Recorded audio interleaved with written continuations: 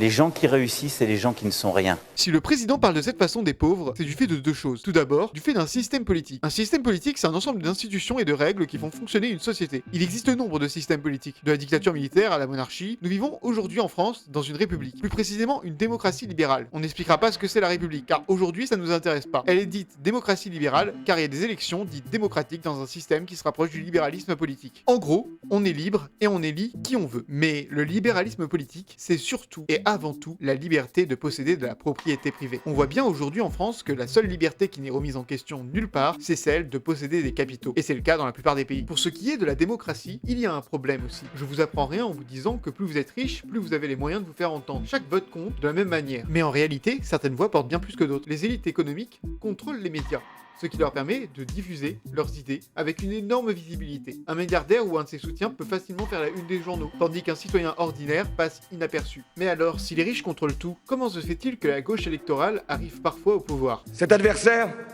c'est le monde de la finance. En réalité, ce n'était pas un ennemi de la finance. La gauche, à chaque fois qu'elle a été au pouvoir, n'a pas remis en question le système capitaliste. Donc, elle était tolérée. Son rôle était souvent de calmer les tensions entre les travailleurs et les capitalistes, en proposant quelques réformes, mais sans jamais toucher au cœur du système. La gauche électorale est généralement un peu plus puissante à des moments où le rapport de force penche un peu vers les prolétaires. Il y a aussi quelque chose qui arrive quand c'est vraiment la prise. Mais ça, on en parlera une prochaine fois. Dans les deux cas, ce n'est pas une volonté complotée par les bourgeois, juste un mécanisme normal du système capitaliste qui se sauvegarde tout seul. Donc en fait, si le président méprise des classes populaires, c'est parce qu'il défend les intérêts des capitalistes. Ce mépris vient aussi de son éducation méritocratique, qui fait croire que la pauvreté est un échec personnel. Mais ça, on en parlera dans la deuxième partie qui sort demain. N'hésitez pas à liker et à commenter, c'était Thibaut pour Baser.